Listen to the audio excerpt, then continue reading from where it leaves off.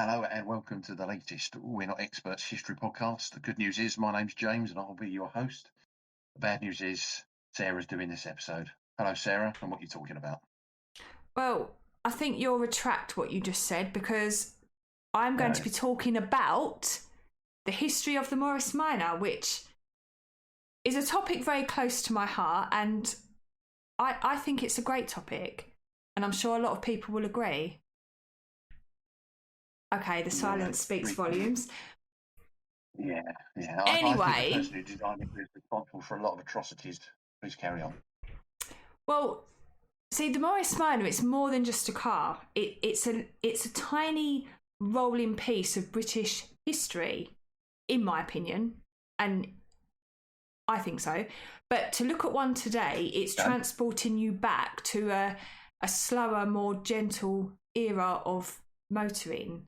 I mean, if you think of cars nowadays, I mean, I know you're not a driver, but you're obviously you've been in a car, you've been in multiple cars, you'll be familiar with cars, and they feel, to me anyway, they feel more like computers on wheels, not cars. New ones, yeah. They do. And when you think of cars from back in the day, a great example, the Morris Minor, they're more like companions. They feel like companions. And the Morris Minor, I mean, you know what a Morris Minor looks like. A lot of people will recognise them. Even if they don't know them by name, they will recognise a Morris Minor, particularly if you're of the older generation. And they're very friendly looking cars, you know, very sort of curvy with their little faces. And it's got a charm that modern cars, yes, they're very clever, but they don't have. And it's the sort of car that makes people smile and wave, and it makes them think of stories, you know, oh, my granddad had one, or oh, we used to have our holidays in one.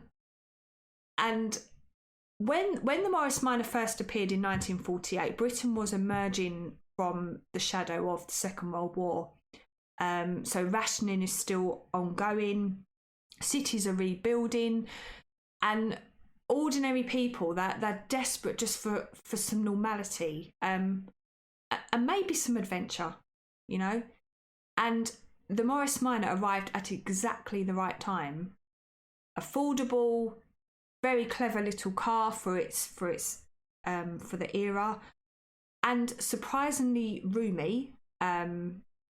And it offered freedom on four wheels during a period where many people, so this is, you know, the late 1940s, many people are experiencing car ownership for the first time. So the Morris Minor, it wasn't flashy, it wasn't glamorous, but it was a very thoughtful, dependable car. A bit like a cup of tea, but in car form, if that makes any sense. It makes sense in my head, okay? I know you don't even like tea, so no, anyway. But over the decades, the Minor, it's woven itself into the fabric of everyday British life. So this car, it carried postmen on their rounds, farmers to market, families to the seaside. And it became the trusted workhorse of small businesses and the general runabout of countless households, a bit like the Ford Fiesta, but of the 1950s and 60s. That's the best way I can think to describe it. And even today, long after production ended, the Morris Minor still endures, and there are many of them on the road, proudly driven and fiercely cherished by a passionate community of owners. And as you know, I am one of them, which is why this story is very close to my heart. And yeah, that's why I wanted to talk about the Morris Minor today, because I have one. So I'm a classic fan in general. I love classic cars, and I did think about talking about classic cars in general, but I thought, you know what, I'm gonna focus on a car that I know, because I have one, I own one, I know what they're like. So yeah, Morris Minors it is. Let's think about Britain before the Minor. So cars in the 1930s. Now, before the Morris Minor appeared on Britain's roads, motoring was a very different affair. In the 1930s, cars were still something of a luxury item rather than an everyday necessity. Now, you can't imagine it now because almost everybody or every household will have a car. Almost. I say almost, not everyone. But cars are very, very common. It's probably more common to not own a car than it is to own a car. No, I got that round the wrong way. It's more common to own a car than not own a car. Yeah. So car ownership in the 1930s was growing, but it was largely confined to the middle and upper classes, tradespeople, and businesses that could justify the expense of a car. And for most working class families, a car was more of an exciting daydream, not reality. So it would be something you might see parked on the street rather than on your own driveway. Although back then people wouldn't have had driveways because people didn't have cars. So British roads at the time, I mean, we complain about the state of the roads now, but back then, British roads, they were still catching up with the motor age. So the major routes between cities were improving, but much of the country was connected by the narrow, twisting countryside lanes, which had been laid down long before anyone even dreamed up the idea of a car. These were designed for horse and carts and people on foot, not for something with four wheels and an engine. So they're probably still in a better state than they are now. Probably, to be quite honest. But your rural roads back then, they would often be little more than a muddy track bordered by hedgerows, and in the towns you had roads, but they would just be a lively jumble of cars, buses, bicycles, horse-drawn carts, pedestrians. It was kind of, there was no organisation, it was just chaotic. And driving then, I mean, even now, depending on where you live, I'm speaking for where we live, driving requires patience, confidence, and quite a high tolerance for chaos, especially in the rain, fog, and in the winter because of poor visibility and slippery surfaces. Cars themselves back in the 1930s were very, very different from today. They were very heavy, upright, not especially comfortable by modern standards. So the key thing is 1930s cars, many of them sat on a separate chassis with rigid axles. So they would be excellent for durability and off-roading. So you think about your old Land Rovers and, that kind of build. Yeah. But they would be very, very heavy, with much less precise handling and a much higher fuel consumption. So not only did journeys feel less like driving and more like being shaken around in a tin can, if you can imagine what that feels like. Get my teeth in. The reliability was very hit and miss, and breakdowns were a regular inconvenience for those who were brave enough to drive. So things like heating, smooth handling, comfy seats, they were considered treats rather than basic expectations. And motoring was, I mean, nowadays, unless you're crazy like myself and you choose to drive a classic car as your daily, most of the time you can jump in your car and you just drive it. You don't think about it. Whereas back then, motoring was more of an adventure, whether you wanted it to be or not.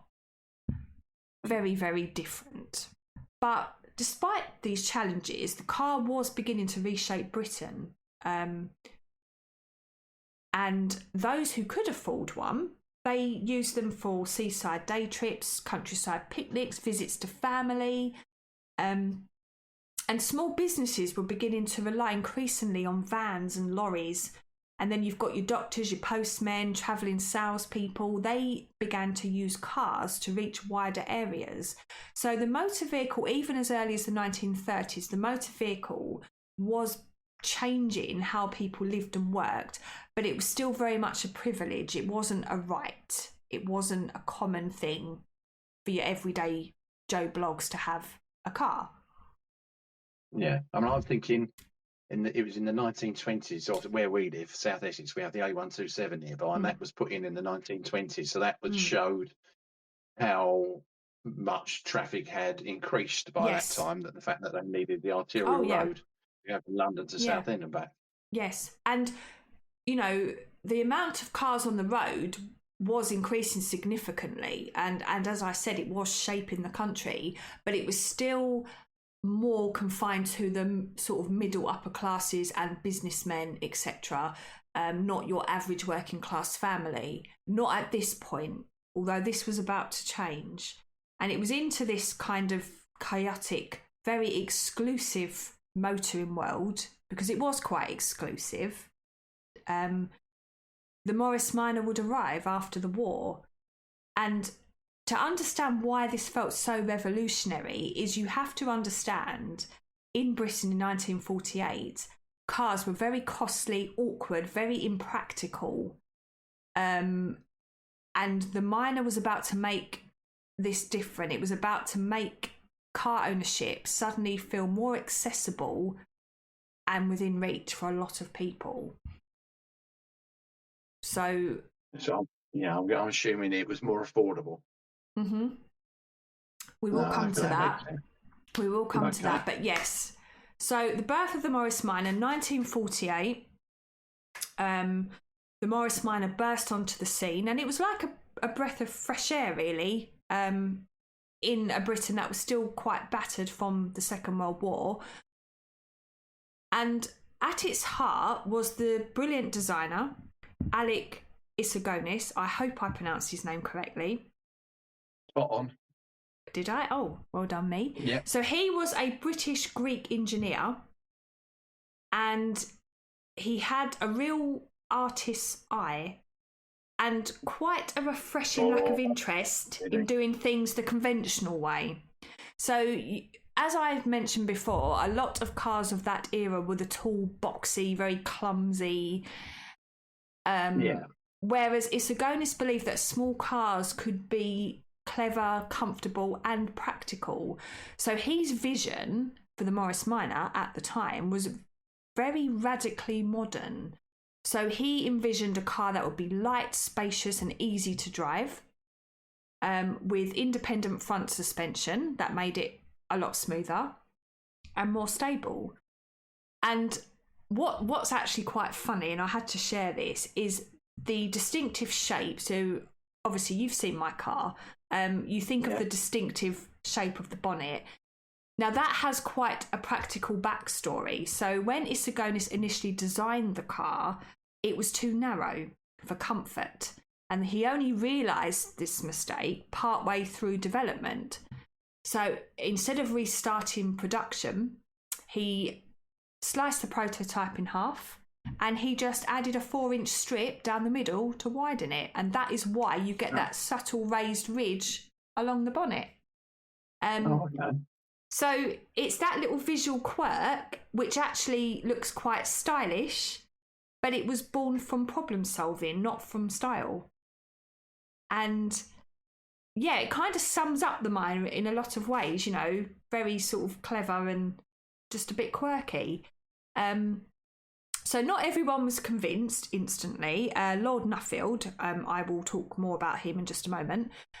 When he first saw the prototype, he famously declared that it looked like a poached egg, which, you know, I can see that. Okay. I can see that. Yeah. So not exactly a ringing endorsement, but Isagonis stuck to his guns. He was confident that function mattered more than flash, and that once people drove it, they'd understand its genius. And just going back to Lord Nuffield, or William Morris, so he was born William Morris, but he later was known as Lord Nuffield. So he didn't come from wealth or privilege. He was born in 1877, and he started out repairing bicycles in Oxford before gradually building up a vast motor empire. And in the by the 1920s and 30s, his company, Morris Motors, had become one of the biggest car manufacturers in Britain. And what made Morris unusual, and I mean Morris the man, not the company, and this may have stemmed from his working class roots, was that he genuinely cared about ordinary people being able to afford cars. So while many manufacturers are focusing on luxury models for the wealthy, he was determined to make reliable, practical vehicles for everyday families. So the Morris Minor was a car designed not to impress the elite, but to serve the public. And Morris was famously practical, and he was the type of man that built factories, supported his workers. Later, he donated huge sums of money to medical research. So when the Morris Minor rolled off the production line, it didn't only carry the brand name, but it also carried the legacy of a man who believed that good engineering should be accessible to all, which was quite a turning point. Yeah. When you think about it. Yes, he does. He does. So when the Morris Minor was launched in 1948, it did stand apart from what was on the road at the time. So I think it's got quite a friendly face when you look at it, when you look at the little... So it's got this compact little shape. It's what, sorry? It's not an offensive looking car. No, it's not at all. They're unique. They are very different. So they're very British. They are extremely British. And yeah. So it was instantly recognisable, and it wasn't just that set it apart. It was actually what you couldn't see. So first of all, it used, I mentioned before that the 1930s cars were using the what's the word? The double chassis. Yeah. Did I use the word double? I can't remember. Whereas the Morris, it used a unibody structure, so it was all one, and this made it much lighter and more efficient. It also had, at the time, would have been considered quite clever suspension, so it was a lot smoother than many larger cars. And the key point is that it was designed to be easy to repair, which at a time when mechanics were in short supply and parts were precious, that's a blessing. Most importantly, though, it was affordable. So for thousands of families, the Morris Minor represented their first real chance at car ownership. So finally, they've got freedom to travel, explore, and just feel a little bit less hemmed in by all this post-war hardship. So it wasn't just a new car, it was in many ways, it was a quiet symbol of Britain moving forward again.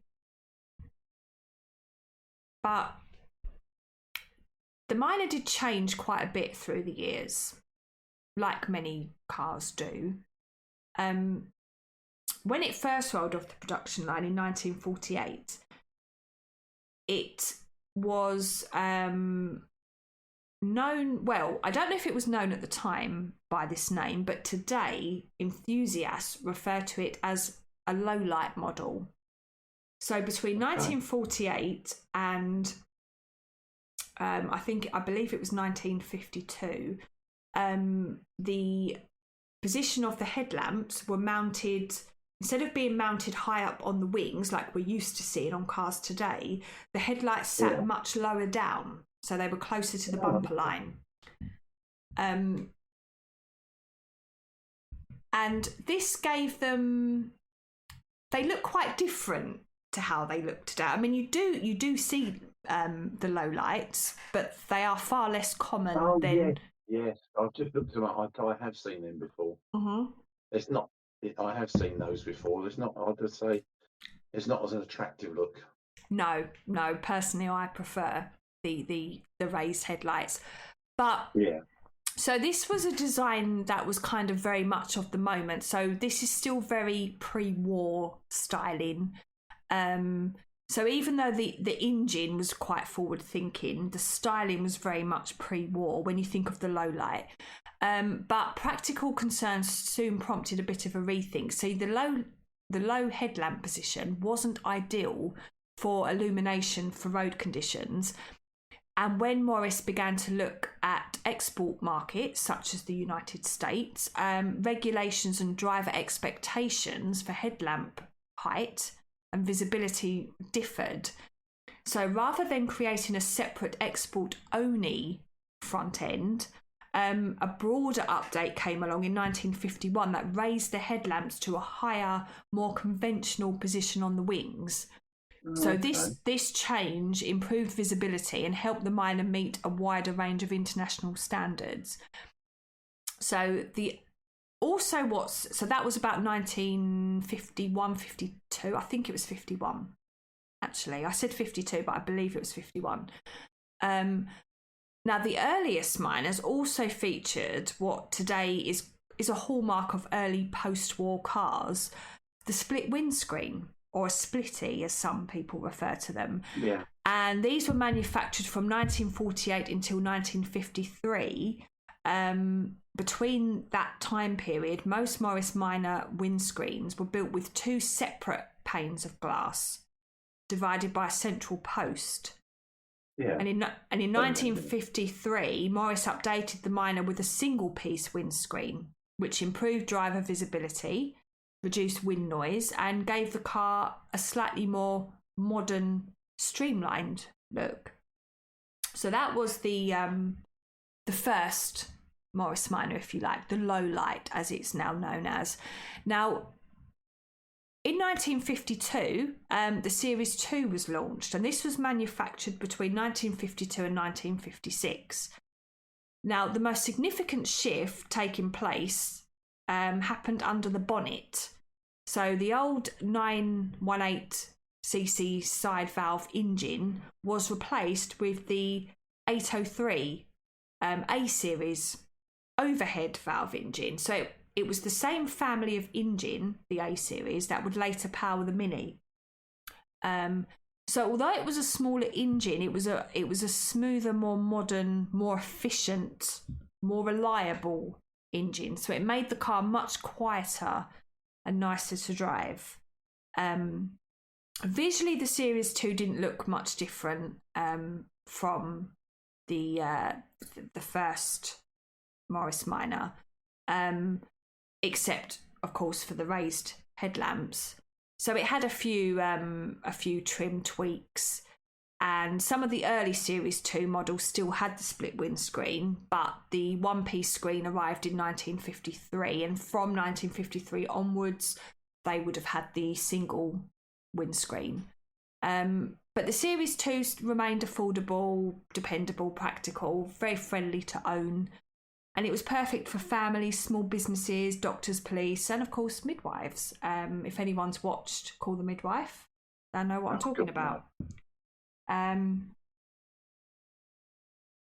we move on to 1956, and we have the Minor 1000. Now, if the Series 2 was the Morris Minor finding its feet, the Minor 1000 was it basically rolling up its sleeves and getting to work.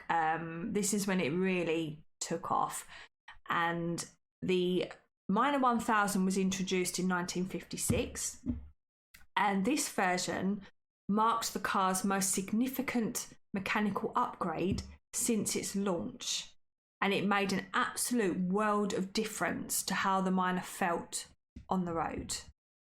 And the biggest change was again under the bonnet. So the original 803 engine was replaced with a larger 948 unit.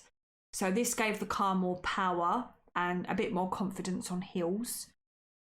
And it was just a noticeably smoother drive, although it was still very gentle, very economical, just with a bit more spirit. And a lot of owners described the change as if the Minor had simply woken up in a better mood. So it was essentially very much the same car, but just souped up a little bit. Just more guts, yeah. Yes. So, but despite this new engine, Isogonus's clever design principles, they still remained intact. So the Minor was still very compact on the outside, but spacious on the inside. Remarkably easy to drive, not by today's standards, but for standards in those days, very easy to drive. And those qualities made it a continued favourite of families, police constables, most famously Britain's growing number of female motorists. So in many ways, the Minor 1000, it helped cement the Morris Minor as it cemented the reputation as the people's car, because it was for everybody. So visually, the Morris 1000, that's the Minor that we recognise today, and that's, I mean, yes, you do still see the Series 2 and you will see the old low lights, but you more commonly, I mean, I have a Minor 1000, you more commonly will see the Minor 1000s still being used. Generally with the older models, Series 2 and the low lights, they're the sorts of things that people will have as more of a collector's item. So they may take them to the odd shows, and they're not particularly the first Morris Minor. They're not particularly good at keeping up with today's traffic. But people still have them, and people still cherish them and have them for shows and things. But anyway, I'm digressing a little bit. But through the late 1950s and 60s, the Minor 1000 became woven into everyday British life. So it took kids to school, midwives to expectant mothers, and countless holidaymakers to the seaside. So when you think of the Morris Minor, yes, there are variations, but the Minor 1000 is kind of like the main deal. I'm probably biased in saying that because I have a Minor 1000, but yeah. But chances are, when people think of the Morris Minor, this is the model they're thinking of. Yes, yeah. And these are the ones you will more commonly see, particularly being used, as in, you know, not just kept for shows, as being used as a daily car. I would not fancy my chances driving a Series 2 around where we live. I'd probably die because I don't think it could keep up with today's traffic. Now, I don't know how aware you are when it comes to the Morris Minor, but you do have different types. You don't just have the one type. And one of the reasons the Morris Minor became so beloved is it wasn't just the one car. You had a whole family of vehicles, and each one had its own personality and purpose. So whether you needed a practical workhorse or a stylish runabout, there was a Minor for you. So you've got the saloon, which is what I have. So the saloon is the everyday hero, and that is what most people picture when you think of a Morris Minor. So they're very neat, very friendly, very dependable, very compact on the outside, yet surprisingly roomy inside. And I can vouch for this because when you look at my car, it is tiny. I mean, you've seen it. It's tiny when you look at it from the outside. It doesn't feel that way when you're in it, believe it or not. I actually feel a lot more claustrophobic on the odd occasion when I have to jump into the modern car, which is bigger. I actually feel like I've got less room in the modern car. I feel more closed in, more claustrophobic than I feel in my Morris Minor. And I think it's because it's such a streamlined, basic interior. It just feels like you've got more space and you've got more visibility. I wonder if it's because the modern cars, the modern features, like you'll have the panels on the doors, which take out a little bit more room. Also, there's crumple zones in certain areas. Yeah, whereas the Morris Minor, I'm basically the crumple zone. Yeah, which is but, and you think as well, the dashboard, if you think of how big a dashboard is on a modern car, because you've got the computer built into it, Whereas the Morris Minor doesn't really have a dashboard to speak of because there's nothing there. It's just flat. I but think modern cars are getting back to that now because the very modern cars, the latest ones, have just got a screen on them and very little else. But I mean the actual width of the dashboard. You mean that? Yeah. I mean, I can't, not that I'm complaining, but I can't put anything on my dashboard because I don't have a dashboard. It's just, there's nothing. It's just flat. But it's very streamlined. It's very tidy looking, which I quite like. But it does feel bigger. And these, going back to what we were saying, the saloon, these were kind of... these were your typical family car of the 1950s and 60s. So parents would have squeezed their kids in, their picnic baskets, far too much luggage. Teenagers would have learnt to drive in them. I mean, the amount of people I talk to that are in their 60s and 70s who go, I passed my test in a Morris Minor. You know, they're just the most, yeah. They are essentially the Ford Fiesta of the 50s and 60s. I said it before. I'll say it again. To be correct, the Ford Fiesta is the Morris Minor of the 70s, 80s, 90s. Yes, actually, you got that right. Yeah. Yeah. Well said. So that was the saloon, which is my personal favourite because I'm biased because I have one. Although I am quite partial to a convertible. We'll come to the convertible, but anyway. So following the saloon, you've got the Traveller. Now, is that the one with the wooden frame? Yes. Now, this is the most iconic of all minors, and I have to be honest, before I knew what a Morris Minor even was, I'd heard of them. I happened to park next to a Traveller in the Sainsbury's supermarket, and I looked at this car and I said, what is that? I want one of those. And my friend looked at the badge and went, oh, that's a Morris. And that was it. That is what started me on my Morris Minor journey. They are the car that Billy Connolly referred to as a Morris Tudor estate. Yeah, that would sum that up. Now, what's when I actually looked at the practicalities of owning a Traveller, I kind of decided they're not for me because those are the sorts of cars that you do need to garage ideally because of the wood. The wood does form part of the structure, so if the wood rots, you're looking at quite a lot of money to replace that. You can't just leave it because it does form part of the structural bodywork of the car. And as I don't have access to a garage, unfortunately, I needed to be sensible and go for something that I could maintain. Yeah. Hence why I went for the saloon. Although that said, I'm very happy with my little car. I'm not going to complain. But yes, the Traveller is the very iconic Morris Minor that a lot of people will think about. And it does have that very distinctive ashwood frame along the rear. So it's kind of half estate, half car. And they were very popular with families, dog owners, even people that had to carry tools, you know, because they got quite a lot of room in the back.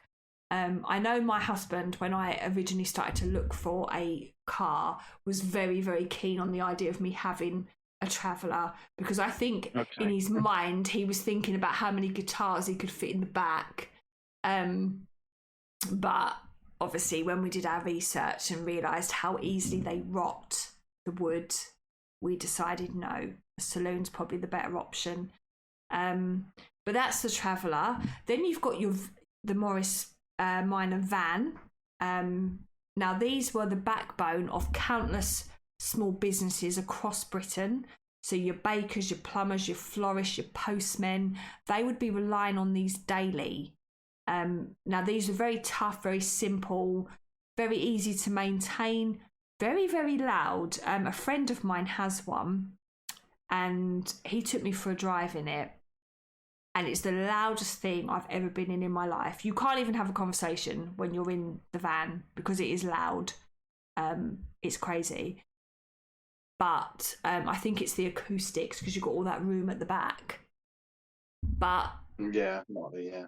they weren't particularly glamorous, but they were very essential.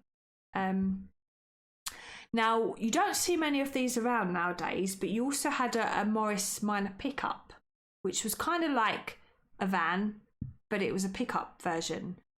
And, well, you know what a pickup truck looks like. I don't need to describe it. But these... I've seen one of those, yeah. Yes. Now, there is someone local to us that's got a pickup, actually, a Morris Minor pickup, but I don't think he uses it very much. So I've not seen it out on the road. But these were favoured by kind of your farmers, your builders, your market traders. So these were very capable, you know, very, very well used little cars. But you don't see them now. They're quite rare. Last of all, you've got your convertible. Now this was yeah. If I'd had the budget and the garage, I would have been very tempted by a convertible. So this was your Morris Minor, but a convertible version, basically.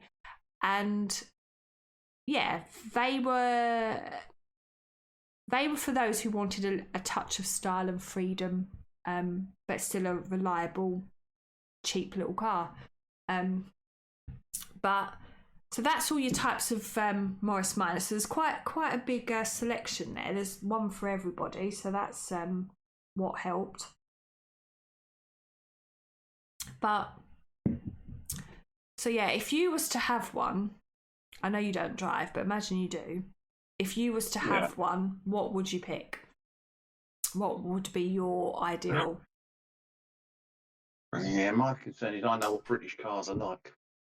But look, we're talking about British cars back in the day. We're not talking about British cars now. Well, then and now they were still. I'd probably go for the saloon. I'd probably go with the saloon you've got. And bear in mind, when I was growing up, we had an Austin Maxi, which was also designed by Alec Issigonis, and they are considered to be one of the most unreliable cars. It absolutely stank of petrol in the morning, and it was a hideous pig of a car. That's what I think of when I think of British cars. Well, I'll have to take you out in Nell because your opinion will be changed. I must admit, she did have a bit of a petrol pong when I first got her, but I've made a few tweaks, and she's not as stinky now. She just needed to tune up. But and one thing I will say, when we had that very, very cold spell, our modern car, which is, I don't know how old it is. How old is our modern car? About 5 years old. Didn't want to start. Didn't want to start in the cold. Wouldn't have it. Nell, she's absolutely fine. She started. So, yeah, there you go. Think about that. Was it the original engine? Not original to when she was made, but it is a 1970s engine. So it's still a very, very old, 50-year-old engine. But anyway, so, yeah. A-series engine. 1970s, and she was more than happy to start in the cold, whereas our little modern car didn't want to know. But anyway, let's move on to, so we talked about the different types of Morris Minor. Now let's talk about the Morris Minor in British culture. And yes, let's I know you're excited about this. So obviously the car, it wasn't just a model in a showroom. It actually became really embedded in British life. So it wasn't rare, it wasn't exotic, but it was very familiar. And it was the car that, you know, was parked outside the corner shop, the one you'd see driving through the village high street. And, okay, we weren't around in those days, but honestly, and I can say this as a Morris Minor owner, whenever I take Nell out, I will almost 100% guaranteed get somebody approach me and go, oh my God, I remember so-and-so had one of them, or I had one of them, or my granddad. That they're just so familiar. And part of what made the Morris Minor so culturally significant was its presence in public service. So it was a car that was trusted by communities. Now, police forces used it for patrols. They did, yeah. And it was, it was a very steady, reliable car, and it was well suited to village beats. Maybe not high speed pursuits, but just for your general village beats and driving around the town centre. They were your little panda car. I believe they were they would use the saloons, and it was I forget the colour. It was blue, but I forget which blue it was. It was a certain blue. What blue? Sorry. The ones I've seen have been quite dark blue. Oh no, I'll have to look it up.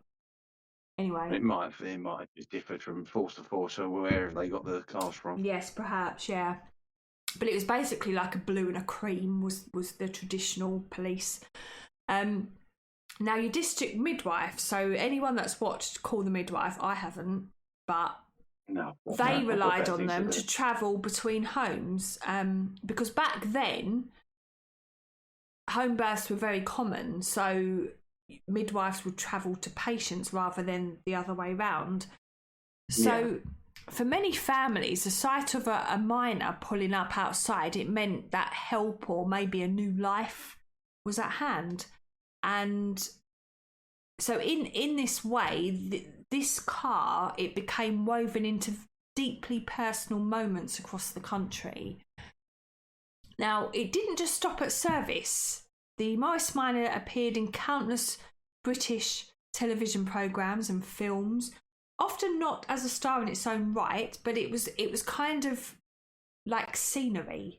So it would instantly set the era because it was so familiar. So any productions that were set in the 50s and 60s, you'll frequently see a Morris Minor appear parked outside a house or outside a corner shop, and directors use them because they feel very authentic, and it just kind of signals that everyday British life for that period. And one well-known example, I didn't watch it myself, but there was a BBC series in the 80s and 90s, Lovejoy. I don't know, I've heard of it, but I never watched it. Yeah, well, I remember it. Yeah. But there was a little convertible Morris Minor, and it was known as Miriam. Yeah, and, I remember. I do remember the Morris Minor. Yes, and a lot of people will. It also secured a place in popular music. Now, the song "Driving in My Car" by Madness. That was actually based on a Morris Minor, and the record came with a sleeve that folded out into what would look like a stretch Morris Minor. Do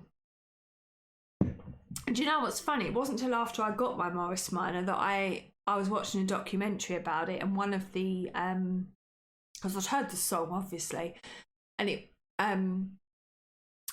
in this documentary they were interviewing, I forget which band member it was, they were interviewing one of the band members, and he actually said he was talking about it, and that's when I realised, oh, the song is actually based on a Morris Minor. But I didn't know that prior to that. There is a line in the songs that says Morris on the door. Yes, that's it. Yeah. I didn't know all the words to the song back then. I just knew the first few lines. But so whether it's parked outside a cottage in a television drama or bouncing along to a pop anthem, the Morris Minor, it's become slightly more than just a machine, and it's kind of it's shorthand for a certain kind of Britain, if you like. That sort of. I think it's one of those things you look at and you cannot say that you look at it. Well, that's British, and no one's going to look at it and think, well, oh, that's from Mexico. Or no, it's that practical, eccentric type of Britain, Yeah. But all good things must come to an end. And by the early 1960s, the Morris Minor, it wasn't just a successful car, it was a I can never say this word, Phenomenon. for that word. I can never say it, ever. Yeah. Phenomenon. So, in December 1960, the 1 millionth Morris Minor rolled off the production line at Cowley. And to mark the occasion, Morris produced a special lilac-coloured edition, and this is now affectionately known as the Minor Million. I don't know how many they made, but there are a few knocking about. I imagine they're worth a fair bit as well. I'm sure I just read 1.7 million or something like that. Yeah, I was just trying to. I did see it on there, but it was the first British production car to sell a 1.6 million. It was the first British car to hit 1 million sales. Yes, that is true. And I was going to say that, and you spoilt it, but it's fine. But yes, you're right. It was the first British-made car to sell 1 million units. So this was a remarkable milestone, and it confirmed what everyday motorists already knew, that the Minor had become one of the defining cars of post-war Britain. So this practical, affordable, dependable car, it had earned its place not just in garages, but in the national story, in history, if you like. Now, production continued throughout the 1960s, particularly with the Minor 1000, but the automotive world was rapidly changing. I mean, you think how much cars have changed, even from when, I would say we, but you don't drive, but from when I was learning to drive compared to now, how much cars have changed from that period. So through the 1960s, the automotive world was changing, and newer cars were appearing that felt more modern, more angular, more keeping in with the shifting tastes of the British public. Yeah, but you also had like foreign imports as well. Which yes, exactly. Yeah. Safety expectations were evolving. I mean, so my car has had a few little modifications to make her a little bit safer than what she would have been. But, you know, things like seat belts, brakes that actually work, things like that, indicators, wing mirrors, none of those things existed on the original cars. So it was very, very different. And obviously with safety expectations evolving and performance standards rising, buyers increasingly wanted cars that looked forward rather than back. So by the late 1960s, the Minor's design, which was very much a 1940s design, really, because although there's been a few tweaks, essentially, when you look at a Morris Minor, it's a 1940s design, really. Yes, they've moved the headlamps, but it's essentially a very 1940s looking car, and it was beginning to show its age. And although it's still very reliable, still popular, it was competing in a market that had moved on. So it's like trying to compare a Nintendo 64 from the 80s. I don't know, did you have a Nintendo 64 in the 80s? No, there was no Nintendo 64 in the 80s. Commodore 64. That. I was only born in the 80s, so... so imagine, right? We had an Atari 800 XL. Okay, so imagine that, right? Imagine that, and imagine comparing that to a VR headset. Yeah, it's completely different. Exactly. So it was kind of like that. So although, yes, the Minor still had its place, it was outdated, essentially. You know, things are moving on. So in 1971, after a production run of over 1.6 million vehicles, the final Morris Minor left the line, and it had been in continuous production for 23 years, which is quite extraordinary, really, when you think about it. In the motoring world, that's quite extraordinary. And it wasn't replaced exactly, but it had been superseded by, you had the British Leyland models, and most notably, the Morris Marina was introduced in. Was it the Morris Marina? They are hideous, I appalling know. things. I don't like them. Don't like them. Ugh. Yeah, But they're 1971, they were introduced as the more modern family car. So in a way, that was kind of trying to replace the Morris Minor.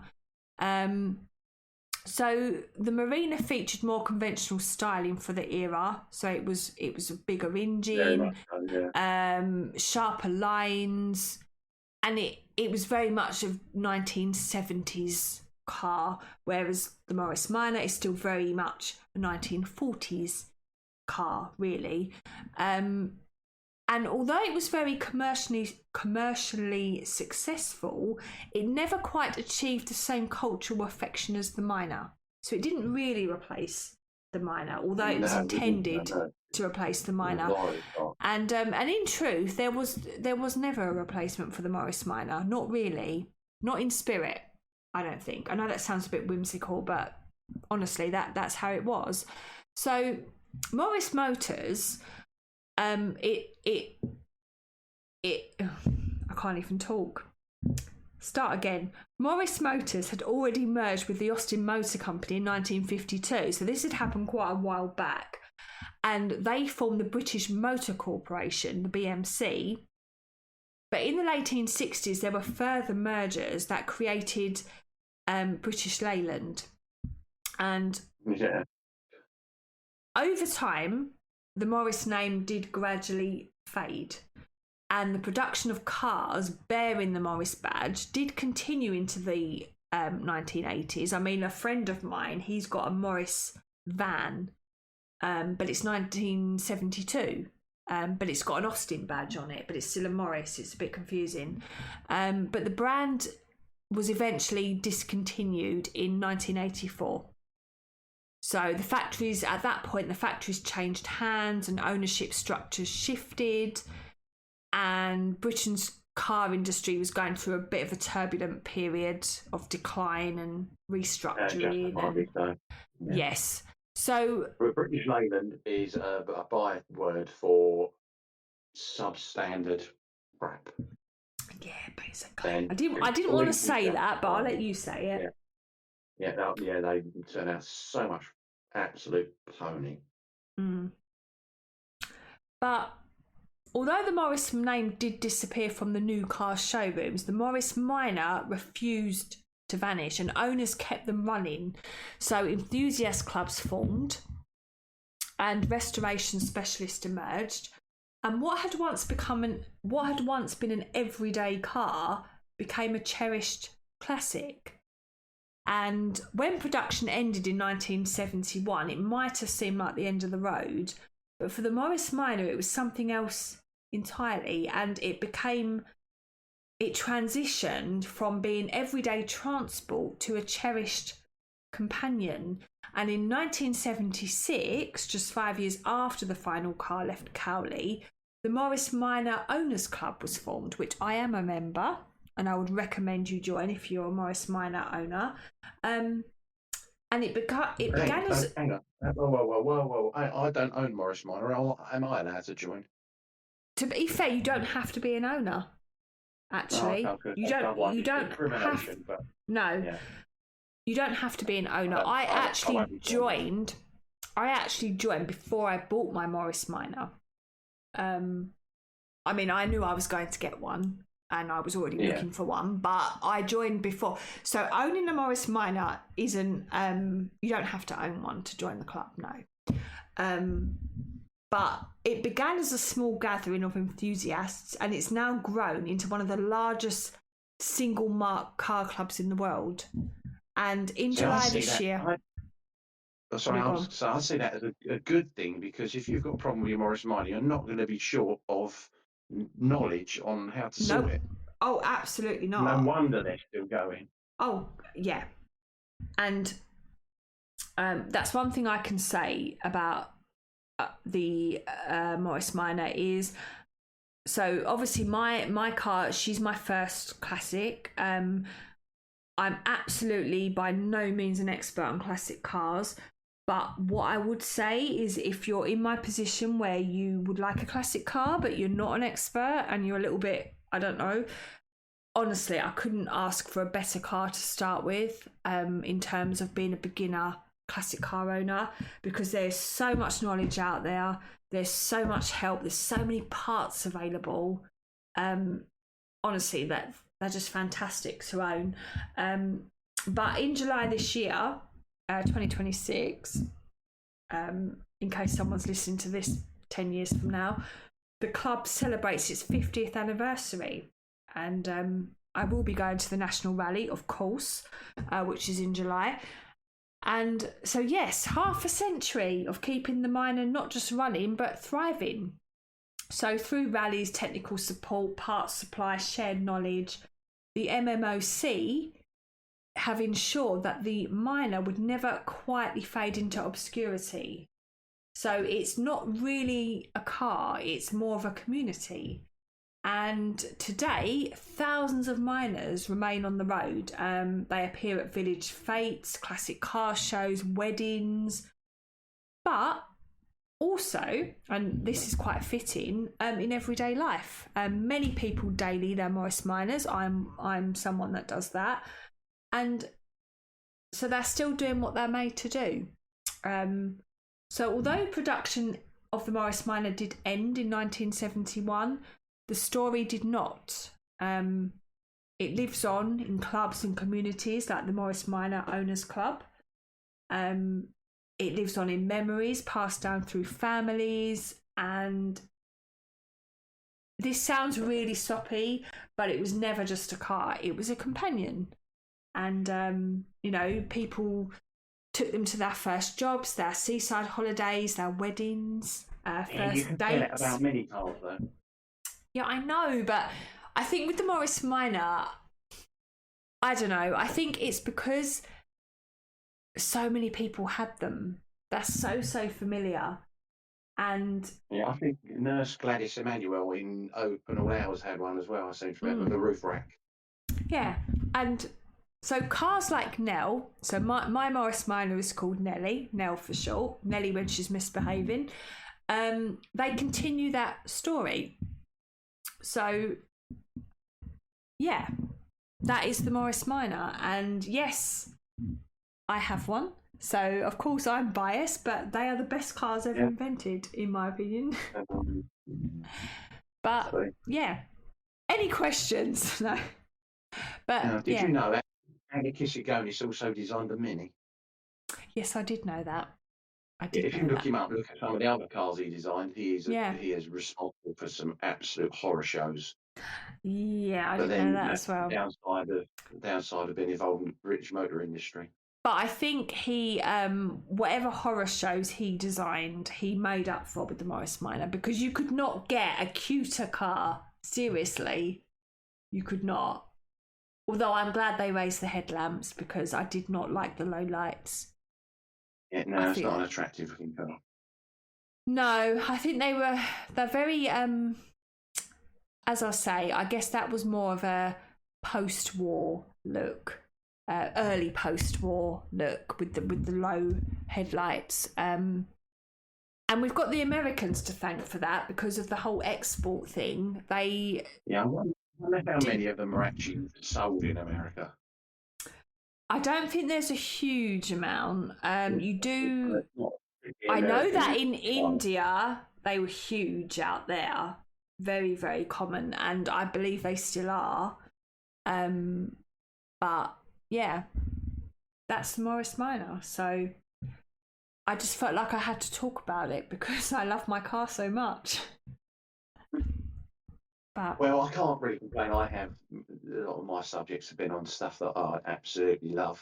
Exactly. I've just had a look between 56,000 and 63,000 Morris Minors were sold in the USA during the years they were officially exported, which was between 49 and 67. Not bad. So up to 63,000. So I don't think Morris kind of gained the notoriety of like the VW Beetle, for example. No. But as a British classic, they are very, very, you just can't beat them. They're just, and you know, as a Morris Minor owner, they do what they say on the tin. You know, very very they are designed to be maintained by a Joe Blogs. You don't need to be a mechanic. You don't need to you know, have a degree in car maintenance. As long as you've got a couple of spanners to your name, you can sort your car out, which is what I love about them. So very, I say this, I haven't had to do anything major on Nell as yet, but so far they're very straightforward to maintain. I mean, even the engine bay, when you open the bonnet and you look at the engine bay, everything's laid out in a grid. You can get to everything, which is what I like. This is what, just slightly digressing, but prior to me purchasing my Morris Minor, I was very much set on getting a Volkswagen Beetle. That was going to be my classic car that I wanted. I might have had this conversation with you. Now, the difference with a Beetle is that the engine's in the back and it's very, very compact. And to be able to get to most parts, you have to literally take the engine out of the car to be able to do stuff to it. So it's kind of like a step up. It's like level 2 of classic car ownership. Morris Minor, you open your bonnet, you've got it all laid out in a grid. I'm not saying it's easy. You do have to educate yourself. You do have to learn what to do. But it's just, everything's accessible, which is what I like. They're very basic. They're very simple. They are designed for your general public to be able to maintain, which is what I love. So go Morris Minor. But that's it. That's the history of the Morris Minor, as far as I know it. Yeah, okay. So there you have it. The Morris Minor. It is just another car. So thank you for listening. No, it's not.